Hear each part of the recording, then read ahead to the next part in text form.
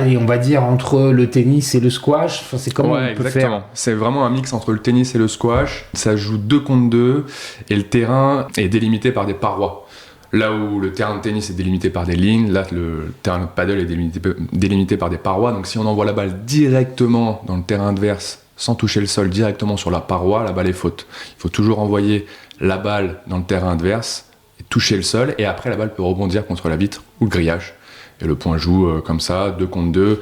L'avantage... Comme au squash, on peut utiliser les parois pour pouvoir envoyer les balles. C'est pour ça que c'est vraiment un mélange entre le tennis et le squash. Ça ressemble beaucoup au tennis, mais avec des parois. Donc on peut utiliser les parois exactement de la même manière que le squash.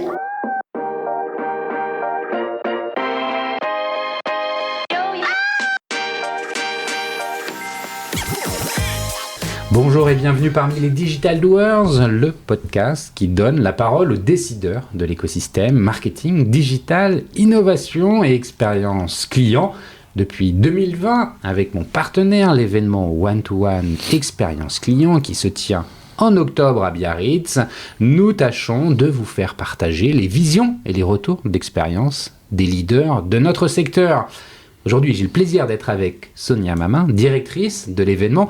Alors bonjour Sonia, peux-tu nous présenter le One-to-One en quelques mots? Bonjour Cyril. Le One-to-One Expérience Client rassemble en fait la communauté des C-Level pendant 3 jours et à huis clos, à Biarritz en l'occurrence. C'est le rendez-vous des marques qui crée de la valeur avec le digital, le content et la data. Le concept, il est assez simple. C'est des rendez-vous d'affaires que l'on organise entre les prestataires de solutions et les C-Level, accompagnés en plus de ça de moments de networking. Effectivement, le one-to-one est clairement un rendez-vous incontournable. C'est également des keynotes et des conférences d'exception. Oui, tout à fait. Nous avons un contenu de grande qualité avec des speakers triés sur le volet pour aborder tous les sujets d'actualité et partager les retours d'expérience des uns et des autres. Merci Sonia pour cette rapide présentation. Et pour en savoir plus, comment doit-on faire? Le meilleur moyen, c'est vous vous rendez sur le site internet du One-to-One Biarritz ou vous nous suivez sur notre page LinkedIn. Merci Sonia, à très bientôt à Biarritz et en audio, toujours sans coupure. Le padel est bien plus qu'un phénomène de mode, il s'impose comme un nouveau pilier du paysage sportif français. En quelques années, ce sport accessible, fun et social a conquis des centaines de milliers de participants, porté par un réseau de clubs en pleine expansion et une offre commerciale qui se structure à grande vitesse. Parmi les acteurs de cette dynamique, Esprit Paddle Shop s'est imposé comme la boutique en ligne numéro 1 en France pour l'équipement du paddle. Fondée en 2020 par Geoffrey Gillan et Sébastien Cornel, l'entreprise est née d'une passion authentique pour ce sport et d'une ambition très claire, accompagner chaque joueur dans le choix du bon matériel avec le niveau de service d'une boutique physique, mais à l'échelle du digital. En seulement 4 ans, EPS est passé de 200 000 euros à 9 millions d'euros de chiffre d'affaires. Elle expédie désormais plus de 150 000 commandes et propose près de 10 000 références produits. L'objectif affiché, atteindre entre 12 et 15 millions d'euros en 2025 avant de viser à horizon 2030 la place de leader mondial du e-commerce Paddle. Aujourd'hui, je reçois donc Geoffrey Gillan, cofondateur d'Esprit Paddle Shop, pour une conversation comme d'habitude en 3 temps. D'abord, le marché du paddle. Nous parlerons des mutations rapides de cette pratique en France. Qui sont les joueurs d'aujourd'hui? Quelles sont leurs attentes? Quelles opportunités, mais aussi quelles menaces pour les acteurs de la distribution spécialisée dans un marché où clairement la concurrence s'internationalise? L'histoire de la stratégie d'Esprit Paddle Shop, oui, en fait, nous reviendrons sur la genèse de l'entreprise, ses leviers de croissance et singularités, notamment la relation du produit et de la culture d'équipe, ainsi que ses ambitions en France et à l'international, avec un mot d'ordre, rester fidèle à l'esprit du paddle. Enfin, la relation client comme pilier de la performance, nous verrons comment EPS active la donnée, le CRM et les canaux digitaux pour construire une relation durable avec ses clients. De la pédagogie à la transparence, en passant par les contenus engageants et immersifs, l'entreprise fait du lien avec sa communauté un véritable levier stratégique.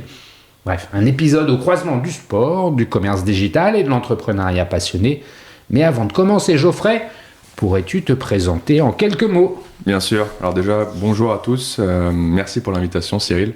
Donc moi, effectivement, c'est Geoffrey Gillan, cofondateur d'Esprit Paddle Shop, que j'ai monté il y a bientôt 5 ans. Donc ça fait 4 ans et demi qu'on a monté ça avec Sébastien Cornet. Et effectivement, à la base, on vient d'un club. Moi, j'ai commencé mon parcours dans le paddle dans mon stage de fin d'études. Ouais, t'as fait quoi comme type d'études? T'es plutôt commercial, ingénieur, t'es quoi? Plutôt commercial, gestion. J'ai fait un master en management du sport, donc plutôt dans la gestion d'entreprise. Ouais. Dans le sport, moi là-bas, j'ai fait du tennis. J'ai fait une 12aine d'années de tennis, un peu en compétition. Je sais pas si tu connais un peu les classements de tennis, j'étais 4-6, donc c'est un petit niveau régional. J'ai passé mon diplôme de moniteur de tennis quand j'étais étudiant et j'ai découvert le paddle à la fin de mes études et je suis assez rapidement tombé amoureux de ce sport, comme beaucoup de joueurs de tennis qui touchent aux raquettes de paddle. Et c'est à ce moment-là, en fait, que je me suis dit, c'était au tout début du développement du paddle en France. On va continuer, mais moi j'aimerais bien que tu nous définisses un peu les règles du paddle, parce que je suis certain qu'il y en a un nombre important qui nous écoute, qui voit à peu près ce que c'est. Déjà, c'est pas du paddle avec une rame sur une planche pour aller au bord de la plage. Tout de suite, je pense qu'il y en a qui pensent à ça. On est sur du paddle, qui est un sport de tennis, de raquette. De raquette, ouais. Allez, on va dire entre le tennis et le squash. Enfin, c'est comment on peut exactement. faire. C'est vraiment un mix entre le tennis et le squash. Ça joue 2 contre 2 et le terrain est délimité par des parois. Là où le terrain de tennis est délimité par des lignes, là le terrain de paddle est délimité par des parois. Donc si on envoie la balle directement dans le terrain adverse, sans toucher le sol, directement sur la paroi, la balle est faute. Il faut toujours envoyer la balle dans le terrain adverse, et toucher le sol, et après la balle peut rebondir contre la vitre ou le grillage. Et le point joue comme ça, 2 contre 2. L'avantage... Comme au squash, on peut utiliser les parois pour pouvoir envoyer les balles. C'est pour ça que c'est vraiment un mélange entre le tennis et le squash. Ça ressemble beaucoup au tennis, mais avec des parois, donc on peut utiliser les parois exactement de la même manière que le squash. D'accord. Combien de temps dure un match? Ou combien de jeux? Est-ce que c'est des jeux? Comment on compte les points? Ça se compte comme au tennis. Donc c'est des sets de 6, de 6 jeux. Ça se compte 15, 30, 40 jeux, avantages, exactement de la même manière. Ouais, c'est ça. Et après, en fonction des types de formats de jeux en tournoi, on peut faire des matchs de 1-7 ou de 2-7. Mais en règle générale, c'est la même manière qu'au tennis, c'est 2 sets gagnants de 6 jeux. Ok, et dernière question pour bien poser le sport, pour ceux qui ne le connaissent pas bien. Quelle est la taille du terrain? C'est la moitié d'un court de tennis? 10 par 20. 10 par 20, ça fait... C'est légèrement plus petit qu'un court de tennis. Ouais. Ok. Sans les bandes autour du... Voilà, c'est ça, exactement. Ça. Grosso modo, ce qu'on dit, c'est qu'on sur un terrain de tennis, on peut mettre 2 à 3 terrains de paddle. Ouais, c'est ça. Globalement, un terrain de tennis, on peut dire qu'on en a 2, donc ça donne la moitié. C'est pour donner un ordre d'idée à ceux qui connaissent. Ouais. Merci pour ces définitions, parce que c'était important de les rappeler. C'est un sport qu'on commence à connaître, mais qu'on ne connaît pas forcément. Typiquement, moi, j'y ai jamais joué, alors je connais le tennis et je connais le squash. J'ai vu ces terrains se développer de plus en plus. Cependant, je ne connaissais pas toutes les subtilités. Merci de les avoir rappelées. Donc, on revient à toi. Tu es étudiant où ça? À l'IAE de Nice. À Nice. Exactement. Et à Nice... Le paddle a commencé à se développer un peu plus dans le sud, parce que c'est plus facile de monter des terrains outdoor que des terrains indoor. Donc au tout début du développement, et même encore aujourd'hui, il y a plus de terrains dans le sud que dans le nord de la France, tout simplement. Ça vient d'où d'ailleurs le paddle? Dernière question. Ça vient du Mexique à la base. Et ça a été importé, exporté en Espagne, et c'est en Espagne que le sport a connu une réelle expansion. Aujourd'hui, c'est le 2e sport national en Espagne. Il y a plus de pratiquants de paddle que de tennis. C'est d'abord le foot, après le paddle et après le tennis. Je crois qu'il y a d'autres sports avant. Le basket peut-être, j'en sais rien. Ouais, mais en tout cas, bref, c'est le foot, paddle, c'est le 2e. Tennis, et là-bas, tout le monde a sa raquette de paddle. Vraiment, le jeune de 10 ans, 15 ans, ou même le papy de 70 ans, tout le monde joue ensemble. C'est vraiment un sport loisir où les gens ont envie de... Enfin, les gens peuvent jouer ensemble et s'amuser. Ça fait combien de temps qu'en Espagne c'est développé comme ça? Ça s'est développé il y a entre 20 et 30 ans. Ça a commencé à arriver il y a 20 et 30 ans. On reviendra dessus. Donc, t'es à Nice. Donc on comprend pourquoi en fait le sud de la France vient quand même par l'Espagne. Dans le sud de la France, le climat étant favorable. Tu découvres le paddle et Moi, je voulais bosser dans le tennis à la base. Donc, j'ai postulé dans des structures tennis à la fin de mes études pour faire mon stage de fin d'études. Et du coup, je teste le paddle, j'adore le paddle et je me dis, purée, c'est bizarre que ce soit pas encore développé, il y a peut-être des choses à faire. Moi, j'adore ça. Et qu'est-ce que tu aimes là-dedans par rapport au tennis ? C'est assez simple, en fait, on joue plus qu'au tennis. On joue plus, on est 4 sur le terrain. En général, on joue... En tout cas, moi, je joue plutôt avec des amis, des potes, et du coup, on a tendance à se charrier, à rigoler, c'est beaucoup plus convivial. Et comme c'est plus convivial et qu'on tape plus dans la balle, il y a plus de jeux, en fait, finalement, on s'amuse plus sur le terrain. Et après, moi, j'ai fait du tennis, donc rapidement, j'ai pu taper dans la balle, faire des points, etc. Mais même quand on est débutant et qu'on n'a jamais touché de raquette de sa vie, le gros avantage, c'est que c'est beaucoup plus facile à jouer, la raquette est plus petite, c'est beaucoup plus maniable qu'une raquette de tennis. Et du coup, on peut tout de suite s'amuser sur le terrain, là où en général on dit qu'au tennis il faut une dizaine d'heures de cours pour pouvoir s'amuser, commencer à prendre plaisir sur le terrain. Au paddle, au bout de 10 minutes on peut s'amuser et c'est le gros avantage de ce sport. Et c'est moi en tout cas ce qui m'a plu, c'est la raquette d'ailleurs, elle est comme au tennis, c'est plus petit, beaucoup plus petit qu'au tennis. Avec un grillage, des cordes. Non, c'est pas des cordes, c'est une raquette pleine avec de la mousse, ça fait 38 mm d'épaisseur, avec une mousse assez dense, assez rigide à l'intérieur, et un tamis qui est pas le même qu'au tennis, pas la même taille qu'au tennis, mais grosso modo à peu près de la même taille. Du coup, on se retrouve avec une raquette beaucoup plus petite qu'au tennis, avec la même taille de tamis. Et du coup, la distance entre la main et la balle, finalement, est beaucoup plus courte. Un peu comme quand on joue avec des raquettes de plage, finalement. Ouais, c'est un peu ça. C'est le même style de raquette que la raquette de plage, si on veut faire si on veut le dire de manière grossière, avec des trous à l'intérieur, tout simplement, et une mousse assez dense. Voilà. Et la balle, elle ressemble à une balle de quoi ? De tennis ? C'est une balle de tennis avec un peu moins de pression. C'est exactement la même chose. Okay. Avec un peu moins de pression. Pardon. Donc, tu reviens, tu as découvert le padel et tu trouves que tu t'y amuses. Et tu te dis... Et je me dis, il y a peut-être quelque chose à faire dans ce sport pour essayer de le développer, parce qu'il n'y a pas grand-chose à l'époque en France. Et du coup, je décide de postuler dans des structures padel pour faire mon stage de fin d'études. Et il se trouve que Sébastien Cornet... qui est le frère d'Alizé Cornet, venait de monter, était en train de monter Alizé Cornet, la joueuse de tennis française. Ouais, exactement. Était en train de monter son club, et du coup Esprit Paddle à Saint-Priest, à côté de Lyon. Il avait besoin d'un stagiaire pour l'aider dans différentes missions de communication au tout début du lancement du club. Donc je postule là-bas, je fais mon entretien, ça se passe bien, il décide de m'embaucher pour mon stage de fin d'études. Et je suis arrivé en février 2018, le club a ouvert en janvier 2018, donc juste à l'ouverture. Et il se trouve que ça s'est plutôt bien passé. À la fin de mon stage, il a eu besoin de moi pour gérer le club avec lui.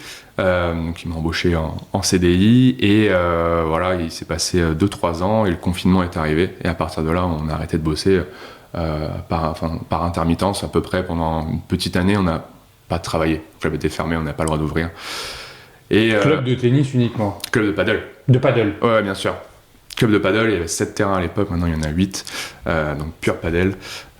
Et voilà, et dans le même moment, on commençait à penser, à réfléchir, à potentiellement ouvrir un shop en ligne de paddle. Parce que un club de paddle, ça fonctionne comme un club de tennis, c'est-à-dire tu as l'espèce de maison d'accueil où tu peux boire un verre, éventuellement acheter du grip pour ta raquette, des balles si t'en manques, des choses comme ça. C'est ça l'idée ? C'est un peu ça l'idée. On distingue les clubs de tennis public, tennis paddle public et tennis paddle privé. Là, c'est plutôt un club privé, donc avec un service vraiment premium, un bar, un restaurant, salle de séminaire à l'étage pour les entreprises qui ont envie de faire du paddle et bosser en même temps. Voilà, chef pour le restaurant, vestiaire de qualité, douche, etc. Donc oui, c'est ça, exactement. Donc nous, on vendait du matériel de paddle dans un petit corner dans le club. On avait un pro shop où on vendait des raquettes, des grips, etc. Et on se rendait compte de plus en plus qu'il y avait des gens qui achetaient leurs raquettes sur le net, parce que d'une, il y avait une question de prix, c'était un peu moins cher que ce que nous on pouvait faire sur site, et également pour une question d'offre, parce que sur internet il y a une offre vraiment beaucoup plus grande que ce nous on peut proposer en magasin au club. Et on s'est rendu compte que beaucoup de joueurs achetaient sur des sites espagnols avec un service après-vente ou un service client qui qui était très très moyen. On a eu des histoires assez rocambolesques que nous racontaient nos clients, des raquettes qui ont été achetées, une raquette A, et puis le site envoyait une raquette B en leur disant qu'il n'y avait pas la raquette A, et on se rendait compte qu'en fait que la raquette B était une raquette de la marque du site. Enfin bref, des choses qu'on trouvait assez moyennes avec des services clients qui n'étaient pas forcément au rendez-vous. Et c'est à partir de là qu'on a commencé à réfléchir à créer un site e-commerce. Et puis le confinement est arrivé, du coup on avait beaucoup plus de temps, comme on ne bossait pas, pour réfléchir à cette création de site. Et on a monté ça pendant le confinement avec la sortie du site toute fin 2020, donc juste après le confinement.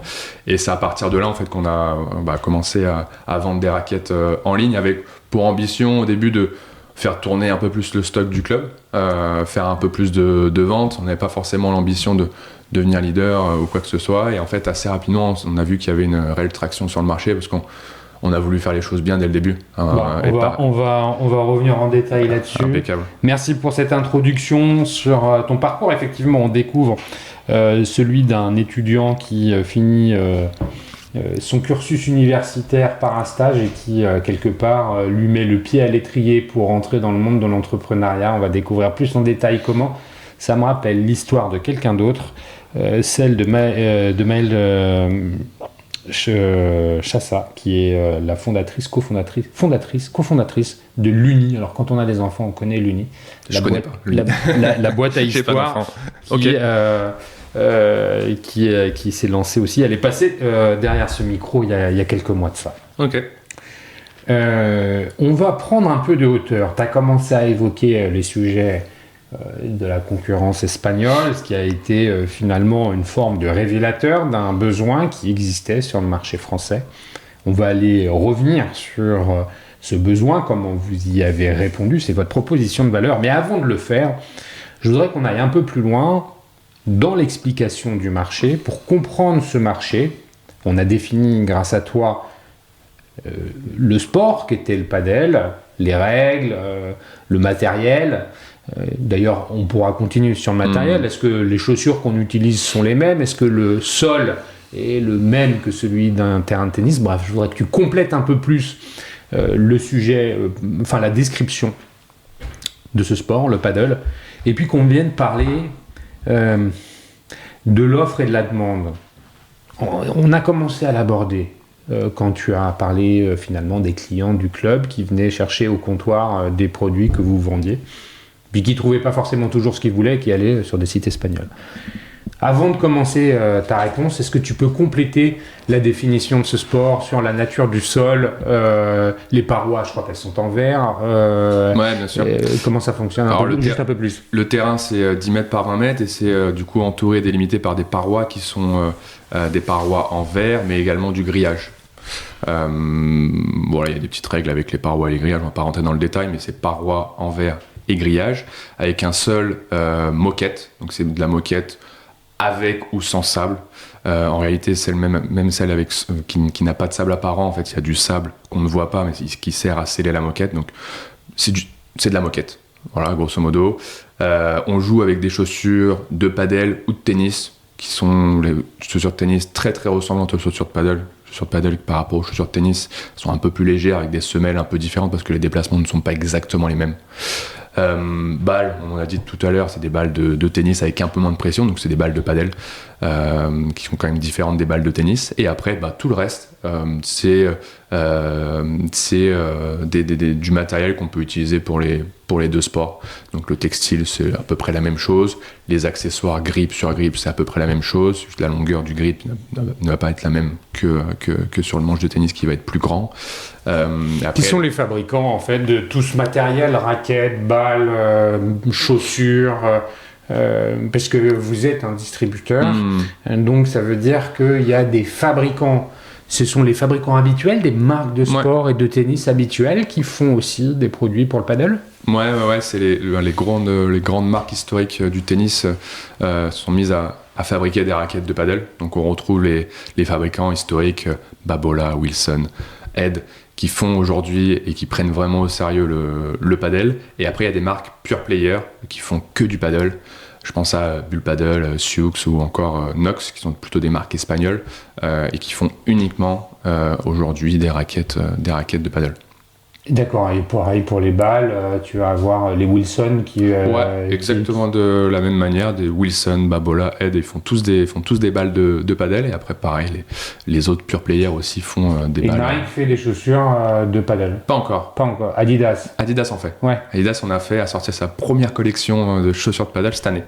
Donc voilà, ça montre l'engouement que peut avoir ce sport, parce que les grandes marques commencent à s'y intéresser. Et tu parlais de Nike. On entend des choses sur Nike, potentiellement ils pourraient s'y mettre aussi dans les prochaines années. Ouais. On parle de l'offre, il est difficile de parler de l'offre sans évoquer en France Decathlon, qui est quand même l'acteur majeur de la distribution d'articles de sport et même fabricant d'articles de sport. Est-ce que Decathlon propose une gamme de produits sur le paddle? Ouais, bien sûr, Decathlon aussi propose des raquettes de paddle via sa propre marque. Et c'est pareil, Decathlon, on voit Decathlon investir de plus en plus dans le paddle et de prendre de plus en plus ce sport au sérieux. Donc ils vendent effectivement leur propre marque, mais ils ont aussi d'autres marques comme nous on peut l'avoir, marques historiques aussi qui peuvent vendre sur leur site ou bien en magasin. Ouais. Sur les marques, on voit déjà qu'il y a des différences de gamme très marquées, ou alors elles sont un peu toutes situées au même niveau. On voit un peu de tout, hein. Il y en a un peu pour tout le monde, donc du débutant qui veut débuter sans forcément se ruiner, donc des raquettes qui commencent à 30, 40, 50, 60 euros, et les raquettes de paddle peuvent aller jusqu'à 350, 400 euros facilement chez certaines marques. On retrouve chez Adidas par exemple, les hauts de gamme c'est 390 euros. Donc il y en a vraiment pour tout le monde, pour tous les goûts. Et aujourd'hui, ce qui différencie le marché du paddle par rapport aux autres marchés de sport de raquettes, par exemple comme le tennis, c'est qu'il y a énormément de marques. Le marché est un marché en pleine croissance, qui est en train de se structurer, qui n'est pas encore T'as des chiffres mature. sur ce marché? Ouais, par exemple, aujourd'hui au tennis, on retrouve 6, 7, 8 marques qui font le marché.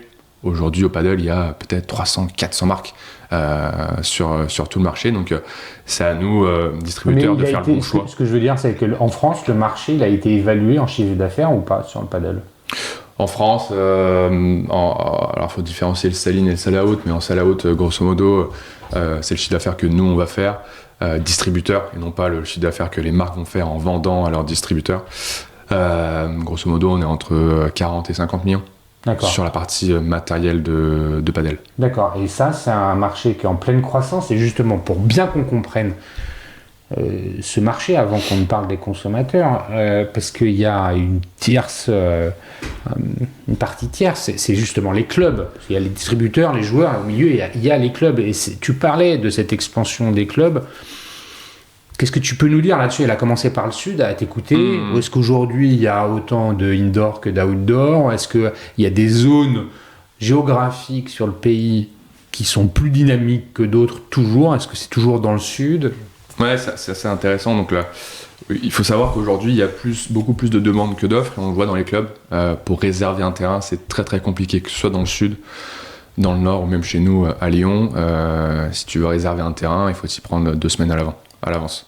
Donc clairement, aujourd'hui, il y a un déficit de l'offre où il y a vraiment, aujourd'hui, on peut le dire, il n'y a pas assez de terrain en France, et c'est pour ça que voilà, on dit que l'offre, le nombre de terrains a un peu de retard par rapport au marché, et c'est ce qui est en train de se mettre en place à l'heure actuelle. Il y a beaucoup de projets qui sont en cours de construction de terrains, parce que voilà, tout le monde est un peu dépassé, tout le monde remplit ses clubs.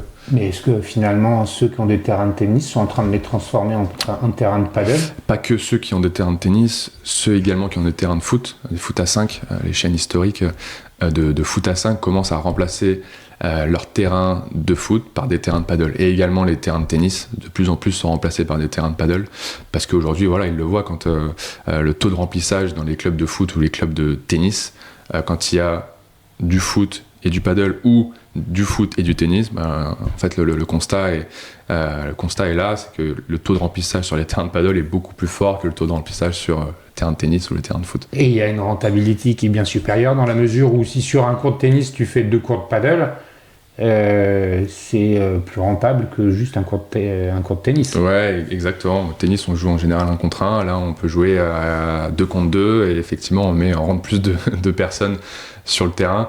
Après, il y a le coût du terrain qui est peut-être un peu plus cher sur le terrain de padel. Mais bon, l'investissement, si on le voit comme ça, effectivement, est vite rentabilisé. Ouais. L'indoor, l'outdoor, aujourd'hui, c'est majoritairement outdoor. Et c'est notamment pour ça que ça a du mal et que ça prend un peu de temps à se développer en France. C'est que quand on compare l'indoor et l'outdoor, en termes de conditions de jeu, ça n'a rien à voir. C'est-à-dire que les joueurs, quand on leur propose le choix, quand ils ont le choix entre jouer en indoor et jouer en outdoor, même quand il fait beau, ils vont préférer jouer en indoor. Nous, on l'a vu au club, à Esprit Padel, au début, on avait 6 terrains indoor et 1 terrain outdoor. Et du coup, on a pu faire le comparatif entre les deux. Et à chaque fois, presque 100% du temps, à chaque fois qu'un joueur avait le choix entre jouer à l'extérieur et à l'intérieur, il choisissait de jouer à l'intérieur. Et du coup, ce qui amène... Qu'est-ce qui explique ça ? Les conditions de jeu, en fait, au paddle, on a beaucoup de lobes, de balles qu'on va envoyer en l'air sans trop de vitesse. Et du coup, à partir de là, l'adversaire va lever la tête. Quand il lève la tête, à partir du moment où il y a du soleil, ça va le gêner. Et s'il y a un tout petit peu de vent, comme la balle n'a pas beaucoup de vitesse et qu'elle va pas vite, enfin comme la balle ne va pas très vite et qu'elle est assez molle, à partir du moment où il y a un peu de vent, la balle va avoir tendance à bouger dans l'air et va gêner la trajectoire de jeu. En fait, en indoor, à partir du moment où il y a un peu de hauteur sous plafond, en fait c'est beaucoup plus sympa, les joueurs préfèrent jouer en indoor à cause de ces 2 éléments-là, le soleil plus le vent. Et du coup, c'est pour ça que ça s'est développé beaucoup plus facilement dans le sud de la France, parce que dans le sud de la France, c'est pour ça. On n'a pas besoin de... historiquement, les clubs ne pensaient ne pas avoir besoin de couvrir les terrains. Et là, de plus en plus, il y a des clubs qui commencent à se monter dans le sud de la France en indoor. Et on se rend compte petit à petit que les joueurs, même ceux qui jouent dans le sud de la France, qui n'avaient pas l'habitude de jouer en indoor, commencent à préférer jouer en indoor sur les nouveaux clubs qui sont en train d'arriver dans le sud de la France. Et du coup, je reviens au développement du paddle en France. Le paddle a du mal à se développer parce que finalement, si on a envie de construire des terrains indoor, c'est beaucoup plus cher en termes d'investissement que de construire un club de paddle en outdoor. Grosso modo, l'investissement, si tu veux construire un terrain de paddle en indoor, faire un truc un peu quali, un peu sérieux, il faut au minimum 6-7 terrains jusqu'à 10-12 terrains. Et le minimum d'investissement, c'est 3,5 millions, 4 millions d'euros. Ah, quand même. Ouais, alors qu'un club outdoor, c'est beaucoup moins que ça. Et du coup, c'est ce qui freine aujourd'hui un peu le développement du marché, c'est que c'est des gros investissements et tout le monde ne peut pas mettre 3 ou 4 millions sur la table pour créer un club de paddle, quoi. Quand on veut réserver un cours de paddle, déjà un match, ça dure quoi ? Tu m'as dit c'est 2 sets a priori, ouais. 2 sets gagnants, on est sur 1h30, oui, 2 en heures. général, les réservations dans les clubs, c'est plutôt 1h30. Ouais. 1h30, combien ça coûte ? Juste pour qu'on ait une idée, Ça dépend du club. Donc, si tu vas jouer dans un club public, historiquement un club de tennis associatif, tu peux payer ton adhésion 300 € par an. Ouais. Et jouer de manière limitée en fonction des places que tu vas réussir à avoir sur le terrain, des réservations que tu vas réussir à faire sur les terrains. Et si tu joues dans un club privé, du coup avec beaucoup plus de services, avec une entreprise du coup qui a une vraie logique de rentabilité parce qu'elle a investi pas mal d'argent. Ce qui se fait grosso modo, c'est 10 € de l'heure par personne. Donc, si tu joues 1h30, c'est à peu près en fonction des régions 15 € de l'heure. 15 € l'heure et demie. 15 € l'heure et demie fois 4, donc on a 60 € pour 1h30 Exactement. de jeu. D'accord, merci pour cette précision. Et justement, les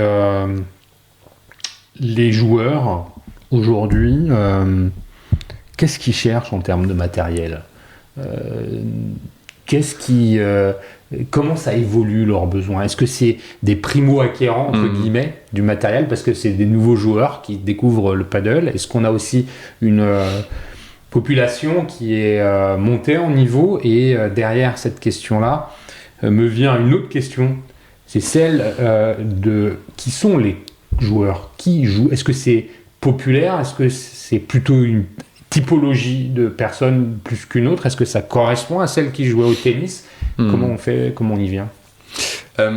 Alors déjà, le paddle se développe assez vite et du coup, il y a beaucoup de nouveaux joueurs et nous, on rencontre beaucoup de joueurs qui s'équipent pour la première fois. Voilà, et après, on remarque que sur les joueurs de paddle, c'est quand même une clientèle, une population un peu CSP+. Et du coup, c'est assez rigolo ce qu'on remarque au club quand on vend des raquettes et même sur le site, c'est que les joueurs ont souvent envie de se faire plaisir avec une très très belle raquette alors qu'ils sont débutants et qu'ils ont joué 4 fois au paddle. Et du coup, c'est pour ça que les paniers moyens sont un peu plus élevés que dans d'autres sports, je pense, parce que même les débutants ont envie de se faire plaisir et de mettre 150, 200, 250, 300 euros dans une raquette alors que ils ont joué 4 ou 5 fois au paddle. Donc voilà. Aujourd'hui, c'est plutôt une population CSP+, et on le voit quand on va dans les clubs de paddle. Et on se demande si c'est voué à évoluer. Nous, on pense qu'effectivement, si le sport s'impose comme un sport majeur, ce sera de moins en moins une population élitiste, entre guillemets, CSP+. Tu veux dire ça va commencer à se démocratiser un peu plus? Nous, on pense que ça va se démocratiser et que si ça se démocratise, effectivement, on va toucher un peu plus de monde et ce sera un peu moins la clientèle qu'on a aujourd'hui. Et aujourd'hui, la clientèle, tu dis CSP+, c'est quelle tranche d'âge? C'est plutôt jeune, plus âgé, c'est quoi? C'est varié? C'est varié, tranche d'âge entre 30 et 40 ans. 25, 45 si on veut prendre large, mais la moyenne d'âge, c'est 35 ans aujourd'hui sur le joueur de paddle. Autant les femmes que les hommes?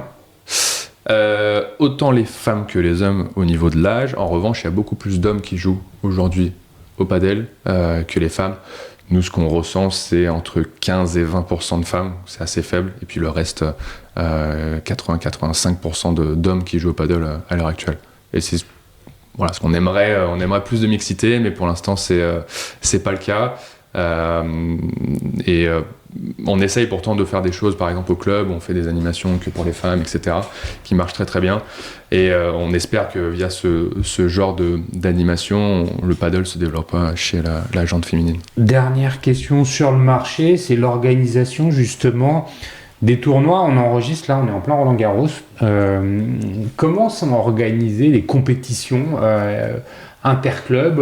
Est-ce qu'il y a des classements des joueurs pros? Comment ça fonctionne? Oui, il y a des classements. À la différence du tennis où plusieurs personnes peuvent avoir le même classement, là, c'est un classement national. Donc tu vas t'inscrire, tu vas faire ton premier tournoi, tu vas avoir un nombre de points que tu auras gagné pendant ton tournoi en fonction de ton ranking dans le tournoi, et tu vas avoir un numéro français. Donc là, aujourd'hui, je crois qu'on est, si je dis pas de bêtises, aux alentours de 90 000 joueurs qui ont fait au moins un tournoi et du coup qui sont classés hommes, un peu moins en femmes du coup, et voilà, et en fonction des résultats, du coup en tournoi tu évolues. Il y a des pros, il y a des gens qui sont pros comme au tennis? Ouais, bien sûr, il y a des pros. On va dire que les 10, 15, 20, 30 meilleurs français sont pros et font que ça de leur vie. Ils font des tournois du coup en France, mais aussi et surtout à l'international. Justement, où est-ce qu'il y en a des pays? C'est où les pays en dehors de l'Espagne et du Mexique? On a compris que c'est de là que ça venait. Où sont les autres joueurs de cette discipline? Alors aujourd'hui, les meilleurs joueurs mondiaux sont essentiellement espagnols et argentins, parce que du coup c'est les deux plus grosses nations au monde à l'heure actuelle. Et après ça commence à se développer, on voit arriver des Français notamment arriver dans le top 100 mondial.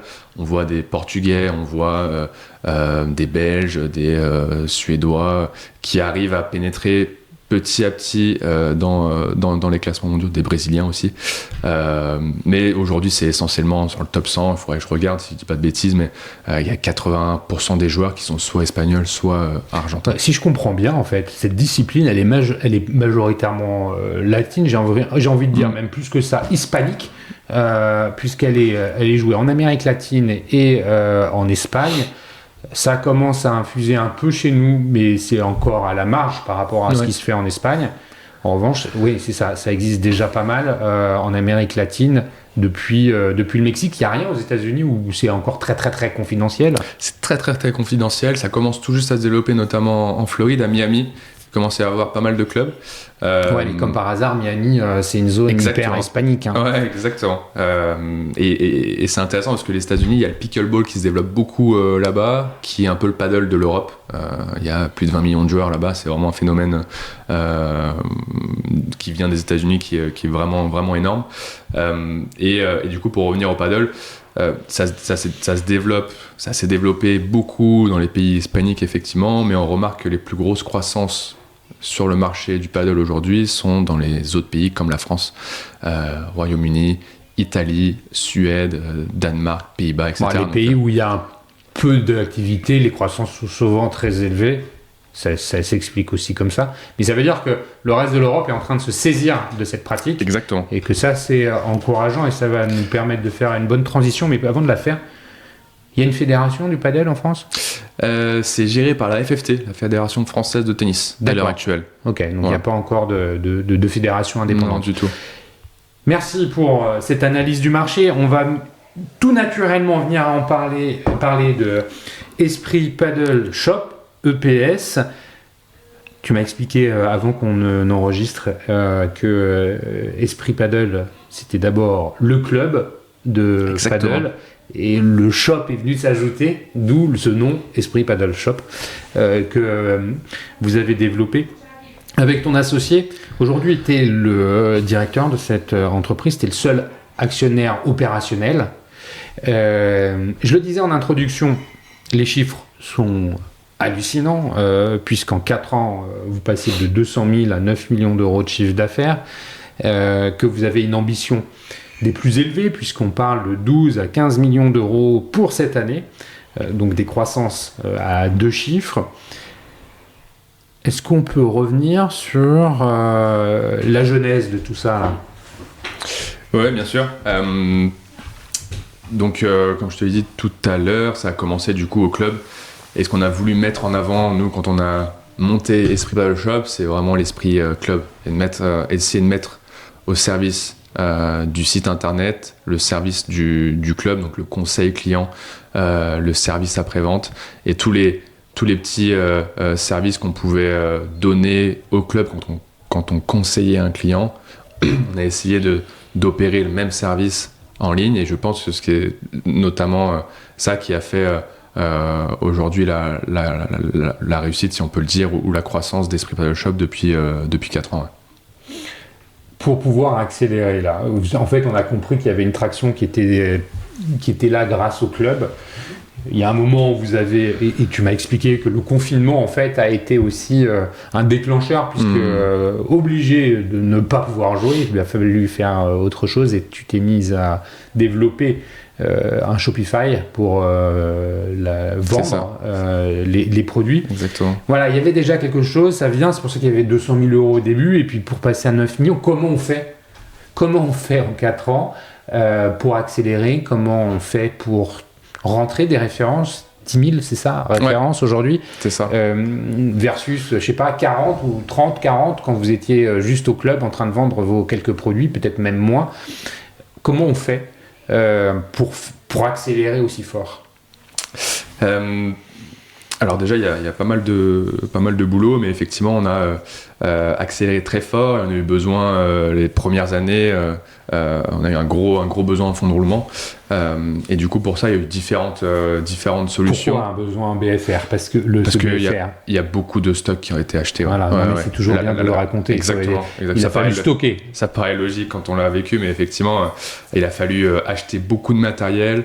Et quand on passe de 200 000 à 1 million, ou de 1 million à 3,7 millions comme l'année dernière, comme 2023, il faut acheter beaucoup de matériel et ça demande donc en beaucoup fait, de cash. Ça veut dire que pour gérer cette croissance, il faut un nombre de références important sur le site et donc les avoir en stock, c'est ça? Exactement. Vous aviez tout en stock, tout ce qui est vendu sur le site, exactement. Vous l'avez en On stock. fait pas de dropshipping. Il n'y a pas de dropshipping. C'est ça. C'est important de le dire. Et du coup, on stocke et on opère notre logistique en interne. Et Donc vous avez un entrepôt. On a un entrepôt, exactement. On a déménagé 2 fois et on redéménage une 3e fois dans 2 mois. 3500 mètres carrés, c'est ça? On va avoir 3500 mètres carrés. Du coup, on a commencé nous au club. On avait 50 mètres carrés, on avait une petite salle à l'étage. On a déménagé au bout d'1 an dans un entrepôt de 300 mètres carrés à 5 minutes du club. Pour la petite histoire, du coup, on avait 50 mètres carrés, on cherchait 100 à 150 mètres carrés en se disant, bon, on va doubler, tripler la surface. Ça devrait le faire, on devrait tenir 1 an et demi facilement. On visite plusieurs entrepôts, certains de 100, 150 mètres carrés. On en visite un tout neuf, 300 mètres carrés. On a eu coup de cœur sur celui-ci. On s'est dit, bon, on peut signer un bail 369 assez facilement sur ce bâtiment-là. Il est assez grand. On va pouvoir rester au moins 3 ans tranquillement. Du coup, on signe. Et au bout de 6 mois, on était trop juste. Mais pourquoi? Parce qu'en fait, vous avez mal anticipé le nombre de références que vous alliez pouvoir devoir stocker. Ouais, et puis la croissance a été plus forte que la croissance prévue. C'est-à-dire que pour chaque référence, il fallait plus de produits. Ouais, on a élargi le catalogue déjà d'une, donc on a fait rentrer plus de marques. On a élargi l'offre et effectivement, sur certaines références, on était beaucoup stocké. On était obligé de beaucoup stocker parce que ça sortait bien. Et de ce fait-là, en fait... on était novices aussi, on se rendait pas compte de la place que ça prenait et on pensait que de passer de 50 mètres carrés à 300 mètres carrés c'était largement assez pour opérer une croissance forte comme on l'avait prévu, mais en fait on a eu plus de croissance que prévu et assez rapidement on était trop juste. Donc au bout de 6 mois on a cherché un autre local et au bout d'1 an on a déménagé dans le bâtiment dans lequel on est à l'heure actuelle, donc 1200 mètres carrés.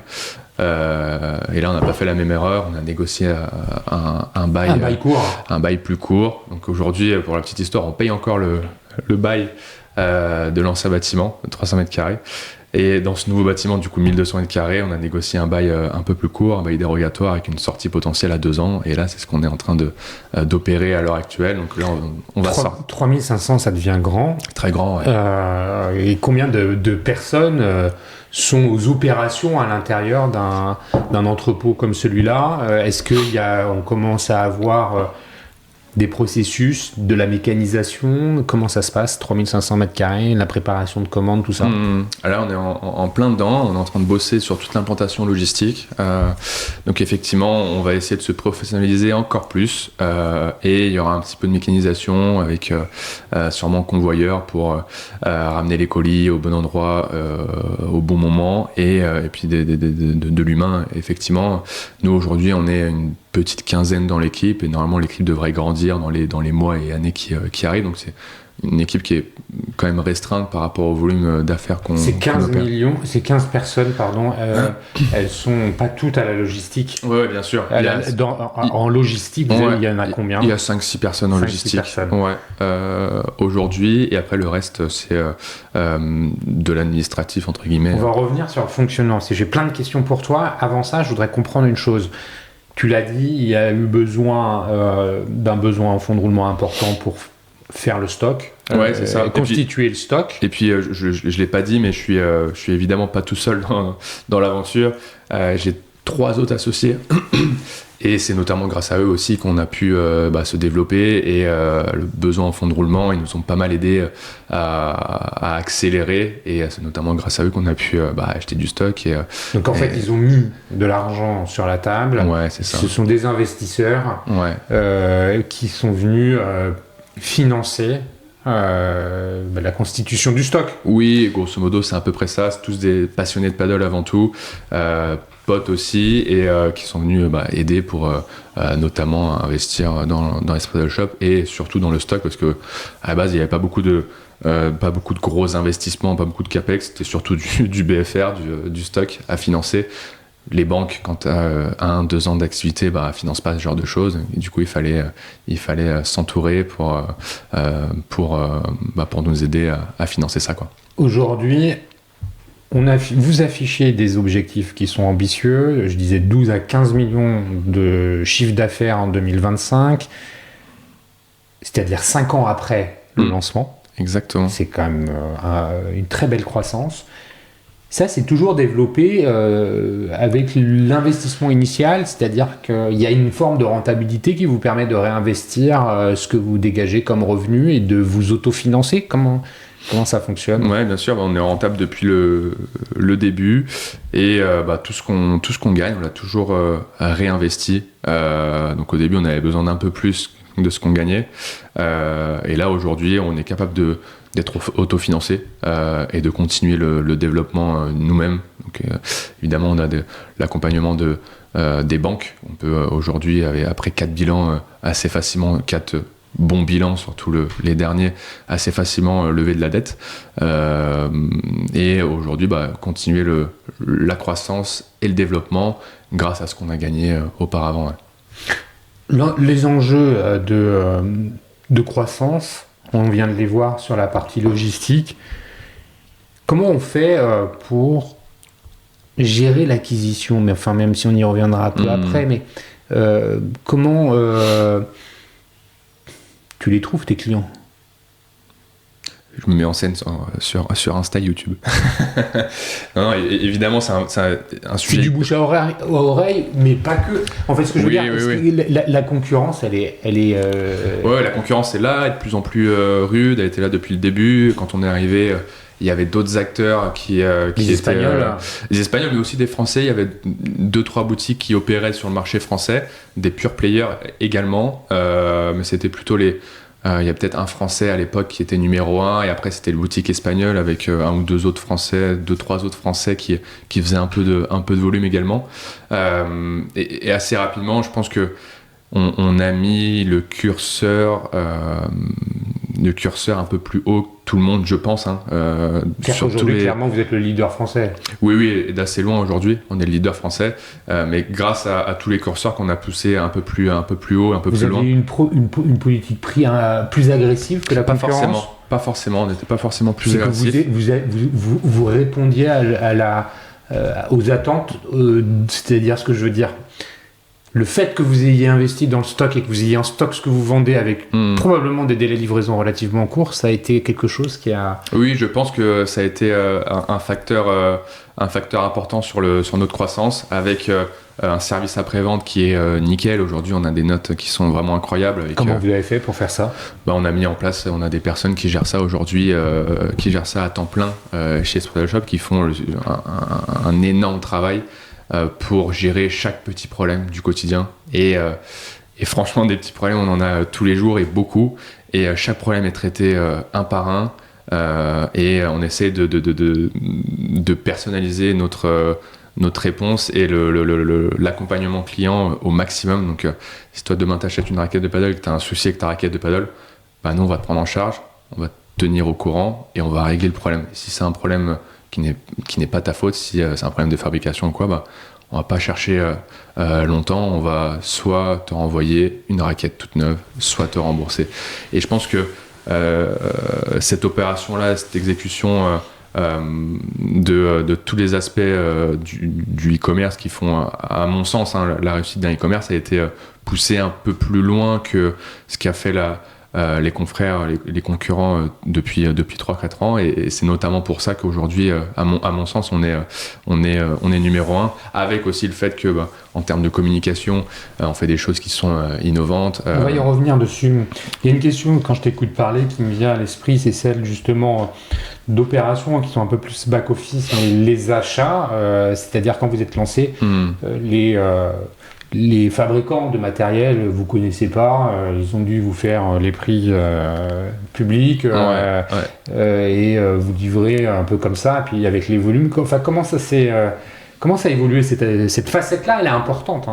Hyper importante, surtout qu'on est un business où on est revendeur, les marges sont pas exceptionnelles, et du coup la partie achat est un des piliers du bon fonctionnement d'un e-commerce à l'heure actuelle, en tout cas chez nous, et du coup, comme tu l'as dit, effectivement au début on était un client lambda, donc on n'avait pas forcément de super conditions, et petit à petit il a fallu négocier un petit peu, avoir des petits avantages par-ci, par-là, et petit à petit négocier de vrais contrats avec les fournisseurs. Mais au début on faisait avec, c'est-à-dire qu'on achetait aux conditions classiques, comme club ou clients qui font pas beaucoup de volume. Aujourd'hui, c'est comment les relations avec ces fournisseurs? Alors, faut pas croire qu'on a des conditions bien plus exceptionnelles que tout le monde, c'est pas vrai, mais en revanche, oui, on a des relations privilégiées, effectivement, de par notre volume, et on essaye de faire jouer effectivement notre position de numéro 1, notre capacité de faire du volume et d'opérer la vente en ligne dans le secteur du paddle pour avoir des petits avantages et de meilleures conditions. Mais voilà, c'est un travail du quotidien où on essaie de bosser en partenariat parce que ils ont besoin de nous, les fournisseurs, mais on a aussi besoin d'eux, donc on essaie de faire jouer ces relations au mieux, quoi. Tu l'as dit, vous êtes basé en région Rhône-Alpes, à Lyon. Dans la région Rhône-Alpes, il y a 2 acteurs qui sont passés derrière ce micro qui, pour moi, sont à comparer, ou tu es à comparer à leurs activités. Ouais. C'est EcoSport et Snow Leader, 2 concurrents de la vente de matériel de montagne et plus particulièrement de ski, qui sont des pure players à l'origine. Voilà. Je sais pas pour Snow Leader, mais en tout cas, je crois que si, Thomas il s'est mis dans les magasins aussi, dans les points de vente physiques, mais EcoSport peut-être de façon un peu plus appuyée. Avant qu'on parle des projets de développement, justement, c'est quoi tes sources d'inspiration? C'est des gens comme cela? C'est quoi le modèle que tu utilises? Ouais, bien sûr. Déjà, ça me fait plaisir que tu me compares à EcoSport et Snow Leader parce que c'est de très très belles boîtes. Mes sources d'inspiration, effectivement, ils sont 10 fois plus gros, mais ils n'ont pas tout à fait 4 ans. Oui, ils sont un peu plus vieux. On espère avoir la même trajectoire, mais c'est toujours intéressant de s'inspirer de ce genre de boîtes, de fondateurs qui font du boulot qui est juste remarquable. Et effectivement, Snow Leader, tu l'as dit, ce que fait le fondateur et toute l'entreprise sur les événements en physique, la relation qu'ils ont avec leurs clients, leurs meilleurs clients, etc. Ça, c'est des choses qui sont hyper intéressantes. Et après, les sources d'inspiration plus globales. Il y a un concurrent, Decathlon, qui est effectivement une super boîte avec leur culture d'entreprise, etc. Et ça, c'est vrai que c'est plutôt une boîte assez inspirante. Et après, c'est plus globalement tout ce qui se fait en termes de contenu sur les réseaux sociaux. Moi, je me mets beaucoup en avant sur les réseaux sociaux parce que je pense que c'est important de créer du lien et que les gens aient un visage qui est associé à une entreprise. Et du coup, je me mets beaucoup en avant sur YouTube, sur Instagram, sur Facebook, pour créer du contenu et apporter de la valeur aux joueurs, aux clients, et aussi les amener aussi à l'intérieur d'Esprit Paddle Shop et leur montrer un peu l'envers du décor. Et c'est pour ça qu'on fait des vidéos comme On va y venir, mais justement le développement, c'est quoi les projets de l'entreprise? On parlait d'un chiffre d'affaires, mais il n'y a pas que ça. Est-ce que l'idée, c'est éventuellement d'aller ouvrir l'international? C'est quoi? Différentes pistes. On pourrait ouvrir des boutiques physiques, on pourrait aller à l'international, on pourrait essayer de consolider les parts de marché en France. Aujourd'hui, je pense que ouvrir des boutiques physiques, c'est peut-être un peu tôt pour nous, et c'est pour ça que, à mon sens, pour le même effort, on pourrait aller à l'international, et c'est ce qu'on aimerait essayer de faire dans les prochains mois et années qui arrivent. Il y a des marchés qui sont beaucoup plus gros que celui de la France. Il y a des marchés qui ont même autant, voire plus de croissance que celui de la France à l'heure actuelle. Tu penses auquel? Il y a un marché qui est assez intéressant, c'est l'Italie aujourd'hui, qui est 2 à 3 fois plus gros que le marché de la France. D'accord. Marché de l'Espagne, qui est évidemment le plus gros marché, qui est 4-5 fois plus gros que celui de la France à l'heure actuelle. Et après, il y a des marchés qui sont assez intéressants et qu'on regarde de près, comme le Royaume-Uni. Le Royaume-Uni, c'est assez compliqué d'opérer du e-commerce là-bas. Ça a toujours été, là c'est là encore plus. C'est là encore plus. Mais du coup, pourquoi pas y aller, parce que les barrières à l'entrée sont aussi plus fortes. Donc, en fait, on se met pas de barrières pour aller potentiellement au Royaume-Uni. L'Allemagne aussi, qui commence tout juste à se développer, et si demain l'Allemagne appuie fort sur l'accélérateur du paddle, ça devrait être un gros marché. Et après, il y a les petits marchés comme la Belgique, le Danemark, Pays-Bas, Suède, etc. Mais ce qui se dit un peu partout, c'est que logiquement, si le paddle continue à se développer comme il se développe à l'heure actuelle, logiquement, les 3 plus gros marchés européens devraient être la France, l'Allemagne et le Royaume-Uni. Et du coup, on regarde ce qui se passe, on est assez attentif, et c'est sûrement sur ce genre de pays-là qu'on commencera à aller, ou potentiellement en Italie, qui a un gros marché, qui a explosé il y a 4, 5, 6 ans, où il n'y a pas vraiment d'acteur qui a pris le leadership sur le marché.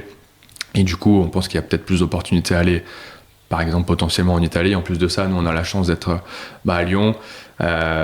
Et pour opérer et faire du volume en Italie, c'est beaucoup plus simple que de se trouver à Paris ou de l'autre côté de la France, à Bordeaux ou ailleurs, quoi.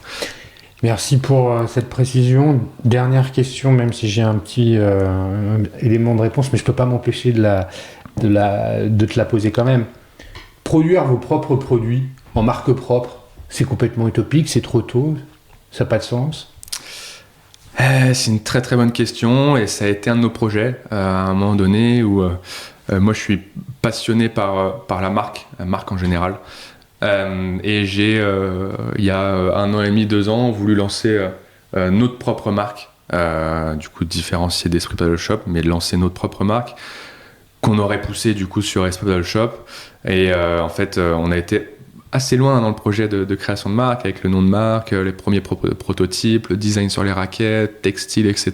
Et j'ai mis un coup d'arrêt à ce projet-là pour différentes raisons, mais surtout pour la raison particulière que Esprit Paddle Shop était en plein développement, et je me suis rendu compte que je pouvais tout simplement pas tout faire tout seul.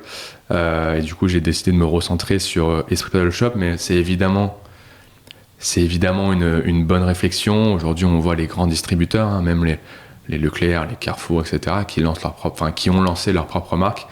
Je pense que c'est, à terme, ça pourrait être un projet envisageable, tout en faisant très attention au rapport qu'on aurait avec nos fournisseurs, parce que ça pourrait créer des conflits d'intérêts. Et c'était aussi une raison pour laquelle on a arrêté ce projet-là. C'est pas se froisser avec les fournisseurs qui évidemment deviendraient nos fournisseurs, mais aussi nos concurrents. Donc pour l'instant, on préfère faire notre métier, rester sur la distribution, là où on est, je pense, les meilleurs, et ne pas se disperser, quoi. Bon, merci pour ces précisions et puis sur ces détails de développement. Tu as commencé à l'évoquer. La relation client est quelque chose d'important. Tu as la source d'inspiration sur des gens comme Snow Leader. Si vous ne connaissez pas Snow Leader, je vous invite à écouter l'épisode que j'ai enregistré avec eux, où il y a tout un travail qui est fait autour de la relation avec le client, les événements et ces choses-là. Aujourd'hui, comment vous gérez, vous, cette relation client? Est-ce que vous avez un CRM? Comment la data est utilisée? C'est quoi les stratégies d'acquisition, de fidélisation? On utilise pas mal la base de données mail, donc on envoie beaucoup de mails et on essaye de garder du lien par mail avec nos clients. Donc mail, c'est quand même hyper important pour nous, et c'est assez rigolo parce que moi je me mets du coup beaucoup en avant, et quand je vais sur des 120 000, hein, tu m'as dit, c'est ça, à peu près 120 000 personnes sur la base de données, et c'est assez rigolo parce que quand je vais faire des événements paddle, Roland Garros paddle ou d'autres événements dans le secteur du paddle, je me fais souvent arrêter dans les allées des tournois avec des gens qui me disent Geoffrey, trop bien, je reçois tes mails tous les jours, prendre des photos avec moi, etc. Mais il me parle de ce que je fais en vidéo, mais surtout de ce qu'on fait par mail, donc c'est assez rigolo d'avoir ce genre de retour. Donc le mail a une place assez importante chez nous, et après on essaie de créer du lien aussi. Le mail, il a quoi comme vocation? C'est faire de la promotion produit, c'est de raconter une histoire? Si oui, comment vous scénarisez cette histoire, cette ligne éditoriale? Ouais, on a différents types de mails. On essaye de faire des mails où on raconte des histoires, où on apporte de la valeur aux clients. Donc comment choisir sa raquette, comment poser son grip, quels sont les 3 conseils pour commencer à jouer au paddle. Et après on a des newsletters qui sont un peu plus drivés sur le produit. on va mettre en avant les nouveautés, on va mettre en avant les best-sellers. Et après, effectivement, il y a du un peu plus bas de tunnel où on va mettre en avant, pousser les promotions du moment, les petites offres qu'on fait sur le site au quotidien. Et c'est avec ces différents types de mails qu'on essaye de créer du lien au quotidien avec les clients. Et on a également un programme de fidélité qu'on a lancé il n'y a pas très longtemps et qui marche plutôt bien, où effectivement les clients, plus les clients commandent, plus ils ont des avantages et des réductions. On offre aussi des cadeaux brandés Esprit Paddle Shop, comme ce suite que j'ai à l'heure actuelle, en fonction de différents montants d'achat. Et c'est comme ça qu'on essaye de fidéliser au mieux les clients, en plus, encore une fois, de ce qu'on fait sur les réseaux sociaux pour créer vraiment du lien avec eux, quoi. Le client, il a besoin de racheter quel type de consommable? Moi, je pense aux grippes, aux balles. C'est quoi? Il arrive chez nous avec la raquette, en règle générale. C'est là où on fait le plus gros volume, c'est avec la raquette. Et après, tout l'enjeu, c'est de le faire découvrir tout ce qu'il y a autour. Donc, effectivement, au paddle, on peut pas jouer sans balles, donc les balles sont hyper importantes. On essaie de les pousser et de lui faire comprendre que les balles, il doit en avoir également avec quand il achète sa raquette. Et après, il y a tout ce qui va autour, donc textile, chaussures, sacs et accessoires également. Et on voit que les joueurs de paddle sont hyper friands des différents accessoires qu'on peut mettre en avant sur le site, quoi. Est-ce que quand on est un joueur de paddle, on fait partie d'un club? Est-ce que je veux dire par là, c'est, tu vois, les gens qui jouent au golf, ils se reconnaissent entre eux. La même chose dans le rugby. C'est un peu moins vrai dans le tennis, je trouve. Mais en revanche, est-ce que sur le paddle, il y a ce sens de la communauté communautaire qui est marqué? Et si oui, comment vous l'utilisez? C'est une question qui est assez intéressante et c'est un boulot de long terme que font les clubs, plutôt les clubs privés du coup qui mettent les moyens et qui investissent beaucoup dans le padel. Comment ils essayent de faire, c'est en créant des tournois, en créant des matchs par équipe avec les joueurs, en essayant de brander les joueurs à l'image du club et créer des différenciations par rapport aux autres clubs. C'est assez compliqué aujourd'hui, on ne voit pas vraiment, un peu comme tu disais au tennis, on ne voit pas vraiment de joueurs qui s'identifient à un club en particulier. Et je pense que c'est, à mon avis, un axe d'amélioration et une opportunité de marché pour les clubs qui ont envie de se lancer, notamment en franchise, d'essayer de créer cette communauté autour des joueurs. Aujourd'hui, c'est les prémices de tout ça. On voit, encore une fois, il n'y a pas vraiment de club qui ressort par rapport à d'autres, mais à mon sens, il y a vraiment une opportunité de marché à aller chercher pour créer une différenciation et créer une fidélisation autour des clubs. Aujourd'hui, on ne le voit pas, tout simplement parce que les clubs n'en ont pas besoin. Les clubs aujourd'hui sont tous pleins et ils n'ont pas besoin d'avoir un client fidèle parce que il y en a trop. Il y a trop de joueurs. Mais à mon sens, ça va être un c'est pas qu'il y a trop de joueurs, on va dire qu'il n'y a pas assez de clubs. Exactement, il n'y a pas assez d'offres. Mais c'est pour ça que je dis que c'est une opportunité de marché parce que je pense qu'il faut s'y prendre dès maintenant. Il faut que les clubs commencent à penser à ce genre de stratégie dès maintenant parce que quand il y aura assez de terrain ou trop de terrain par rapport à la demande, les joueurs iront jouer là où les conditions de jeu sont les meilleures et là peut-être où il aura le plus ce sentiment d'appartenance. Justement, ce sentiment d'appartenance, vous le travaillez comment dans la façon digitale? Tu as commencé à évoquer les prises de parole que tu fais sur les réseaux sociaux et sur YouTube. C'est quoi, comment on fait pour justement, au travers de ces contenus, fédérer une forme d'attractivité par les followers? C'est encore une question très très intéressante et c'est les sujets long terme qui sont hyper importants. Est-ce que j'ai la recette magique pour fidéliser au mieux les clients? Je ne pense pas, mais en tout cas ce qu'on essaye de faire nous, c'est effectivement beaucoup de prise de parole en tant que moi Geoffrey Gillan, fondateur d'Esprit Paddle Shop, pour que les gens s'identifient à une personne et non pas à une marque. Parce que je pense aujourd'hui que les joueurs, les clients ont plus de facilité à s'identifier à une personne qu'à une entité morale. Et du coup, je fais beaucoup de contenu, je me mets beaucoup en avant sur les réseaux sociaux, notamment pour essayer de créer ce lien avec du contenu qui apporte de la valeur aux joueurs. Donc comment faire un service, comment avoir les bonnes bases tactiques quand on joue au paddle, quelles sont les règles du paddle. On fait beaucoup de contenu comme ça, et après on fait aussi du contenu où on essaye d'emmener les clients au cœur de l'aventure, on essaye d'emmener les clients, leur montrer l'envers du décor d'Esprit Paddle Shop, notamment avec des vidéos comme on l'a fait par exemple les 2 derniers Black Friday, où on emmène au sein d'Esprit Paddle Shop les clients avec tout ce qui se passe pendant la journée du Black Friday, qui est vraiment un temps fort pour nous.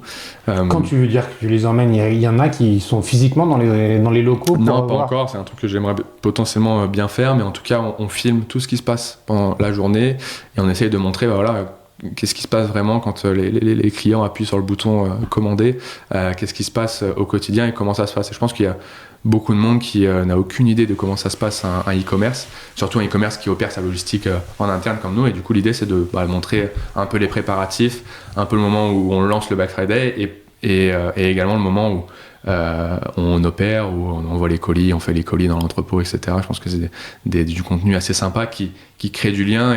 Et à mon sens, les gens, quand ils voient ça, ils ont, en tout cas je l'espère, plus envie de faire bosser une boîte comme nous, qui est finalement une boîte humaine, parce qu'on montre ce qui se passe à l'intérieur, qu'une autre boîte, un e-commerce classique, qui montre un peu moins de choses, même si effectivement il y a toujours cette idée de concurrents qui peuvent voir un peu les dessous de l'entité, de l'entreprise. Mais bon, je pars du principe que à partir du moment où ça apporte plus de valeur aux clients, c'est ce qu'il faut faire. Peut-être que l'avenir nous dira que c'est peut-être pas la bonne solution, mais en tout cas, c'est ce qu'on a décidé de faire chez nous, et c'est ce qu'on va essayer de faire de plus en plus, quoi. Je pense que c'est une bonne démarche et que vous avez raison de vouloir être transparent. Merci Geoffrey pour le partage de tout ce que tu viens de nous dire. Ça fait plus d'1 heure qu'on enregistre. Déjà, ouais. Ça passe vite. Si on souhaite se connecter à toi sur Insta, qu'est-ce qu'il faut choisir ? Geoffrey Gillan Paddle, Esprit Paddle Shop. Sur Insta, c'est à peu près ça. Ok, et sur LinkedIn Geoffrey Gillan. Est-ce que c'est le bon moyen de rentrer en contact avec toi, ces deux canaux-là ? Oui, ou sinon par mail. C'est vrai que j'utilise un peu plus mon mail, donc Geoffrey, J-O-2-F R-E-Y, @esprit, ESPRIT, _paddle, shop.com. Bon, voilà. Et si vous n'y arrivez pas, de toute manière, vous pouvez toujours me contacter. Je ferai passer les messages à Geoffrey avec grand plaisir. Sans aucun problème. Écoute, merci encore Geoffrey. Merci mes chers auditeurs pour votre fidélité, les messages de soutien que vous me faites parvenir à peu près toutes les semaines.